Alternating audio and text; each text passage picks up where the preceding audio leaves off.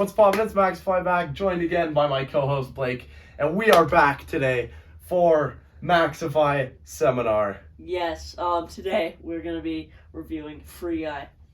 Now, Free Guy was a movie from 2021. It came out, I think, like 4 months ago now. It came out the end of summer. And this was a movie that we did not see in theaters, but we just rewatched it recently. It is on streaming right now, $6 on Amazon Prime.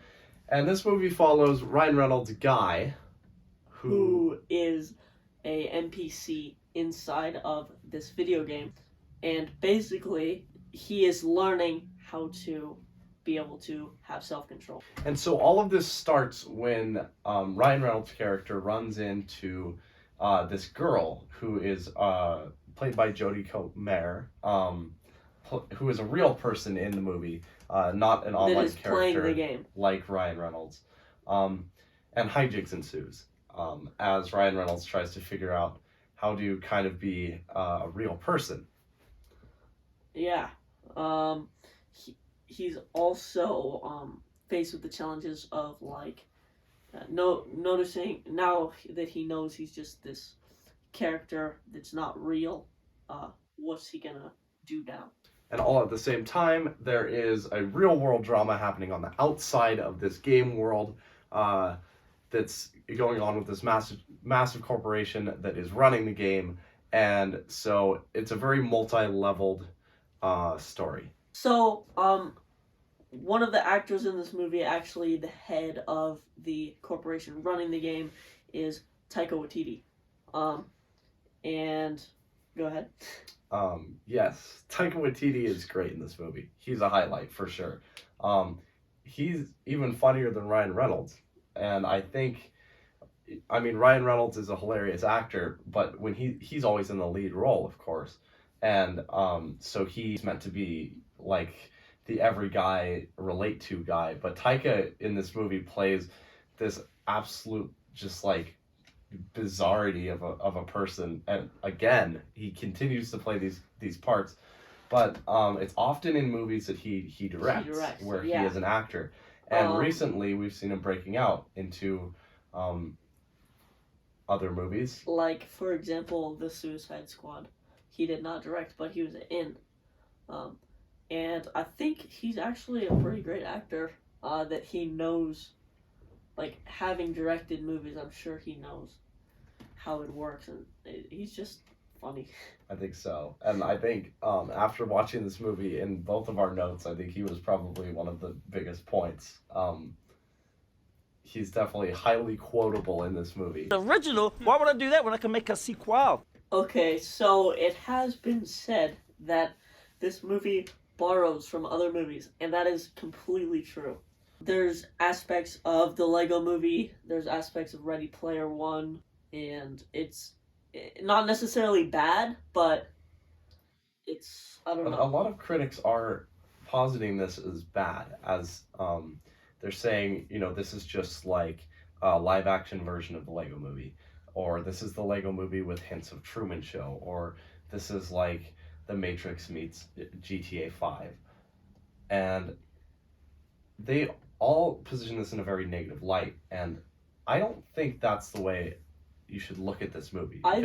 Yes, it does borrow a lot from other stuff, but I think it borrows things to make it better, not to make it seem like they're borrowing from other things. I agree, and it takes all these ideas from different places, but it synthesizes them into something that is really its own thing. It is, and that's I think that's my highest point of I guess positive critique on this movie is it's an original movie. This is one of the first fully original movies in so long, and to have this come out when it did and have as much success as it did at the box office, and still having success on streaming is incredible. And it's inspiring that an original movie like this, where I do think this is an original movie, it's just certain ideas and concepts are borrowed just because they have to be. And maybe it's not that they're stealing, maybe it's just because they came up with the idea, but it had happened to be used before in something else. Saying that, I have to mention that this movie is a little bit predictable. And Especially I think that's because these ideas have, like we said, been played around with so much in movies before. especially if you're used to like the classic rom-com The rom-com storyline. story structure, boy gets girl, boy loses girl, boy gets girl back structure is pretty strong in this movie. But a lot of the conventions that go along with the idea of like a false reality that you saw in the Lego movie or other stuff like that, the Truman Show. If you've seen those movies, you are going to be able to detect the plot beats ahead of time a little bit.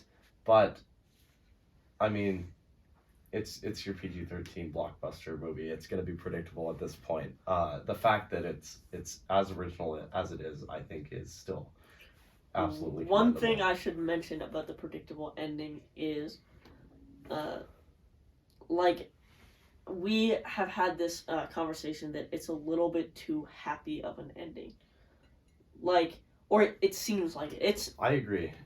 like Definitely. it's trying to be all like happy and like everything's fine, but really there's still bad things that they don't acknowledge. The ending for me did kind of it left me wanting a little more, I think. Like, I think they could have done it differently. We obviously don't want to get into spoilers, but there were certain parts about the ending that I think this is pretty common, especially with Marvel and big budget movies, where you'll have some touching moment and then it's kind of undermined by something else later to wrap up into a perfectly happy ending. And I don't think I was satisfied I wasn't with this either. movie having that. I think they could have had, if not an acknowledgement of how actually kind of bleak the ending of this movie was, like you were saying, at least a touch of... It's like fake happy. It is. Because they do this thing where it's like everything's bad and then they just... I'm trying to think of another example. Like, it's kind of like in the Truman Show when he realizes his life is kind of like just this show, and then... Yeah, the ending of the Truman Show, yes, he gets to the edge of the wall, but the movie ends there. We don't know what happens after he goes out into the real world. How is he going to live? No, but I'm trying to think of an example of like the thing where it gets touchy and then they undermine it. Yeah. It's hard to do that without giving spoiler for something. A great example, we just figured this out. We had to cut out like 2 minutes of us just thinking really hard. An example of like undermining the whole purpose of something is like in the Rise of Skywalker. The most recent Star Wars movie. When Chewie is blown up in the plane, but then somehow is still alive later. And it's just like a really touching moment. You're like, oh, well, I guess that's okay. And then Chewie comes back later, and it's just like, well, why did they even do that? Yeah, this happened with the TV show Gotham, too. You had so many fake deaths where someone ended up coming back again. And I guess it mattered more there because the series was ongoing. But at a point, the deaths in the movie or in the show, like, didn't just mean like, oh, anything they're gonna anymore. come back so, next episode. Trying to dance around the spoilers as tightly as possible here. Rewatching Free Guy, parts of this ending that could have been bittersweet are now going to feel a little bit meaningless. I agree. So one thing this movie did really well that maybe Space Jam didn't so do, is Disney was able to successfully incorporate some of their other movies and companies into this movie. This movie is chock full of Easter eggs. And it's done really well. Yes, if you know anything about really anything, there's a lot of references in here, even small ones that are really cool. References to like different video games and stuff, and direct references to other Disney IPs. Yeah, a big one I saw was a Disney Marvel. Property. Yes. Marvel was referenced a couple times. And it's really fun. There's a lot of fun Easter eggs in this movie. It was one of the things I think the only positive thing we had to say about Space Jam 2, But but here it's This really is done fun. really well because you're not looking for Easter eggs consciously. You just see them. It's not like in Space Jam where you're just like, oh, you're looking in the background of the basketball match for Easter eggs. because you're so utterly bored by what's actually happening. But there are also some great cameos in this movie, so we're not going to give those away, but I almost did, but yeah. But yeah, be on the lookout because there's some unexpected appearances in this movie that are really cool and really fun. But beyond being a fun blockbuster Ryan Reynolds movie, it also has something meaningful to say about sequels and about Prioritizing future content yeah. over current content, and we've talked about that talked before. about this That is, in our U seminar. Yes, the U seminar. And really, like, the overall theme of this movie is saying, like, maybe it's not the best idea to prioritize a sequel over something completely original that might not do better, but it's going to be better than it could be better than just repeating the same thing. And I am very satisfied with that message. I really like that as the theme for this movie. It's a theme that we haven't seen very much of, and it's good depth for especially being the type of movie that would get a sequel. Fingers crossed if they do a sequel to this movie, it undermines the entire thing. But but it does have something meaningful to say about the state of the game industry, particularly, but it also applies to the state of Hollywood with the absolute surge of sequels and remakes and properties. And there's almost no original movies anymore. And this one is an original movie, and beyond that, it's an original movie that calls out sequels. Exactly, and I think that's great. So overall, I'm gonna give Free Guy a thumbs up. I really enjoyed this movie. I'm gonna have to give Free Guy a thumbs up as well. So that's a total of 4 out of 4 stars. Nice. This has been Maxify Seminar, and he has been Maxify, and we'll see you in the next one. This movie is on Amazon Prime, like Max said. It's $6, I think. Something like that. It might depending on when this video gets up. It really depends. I don't think it's playing. But definitely go see this movie. It's a great movie. I think it's my favorite comedy movie I've seen in 2020 so far, or in 2021. Wow.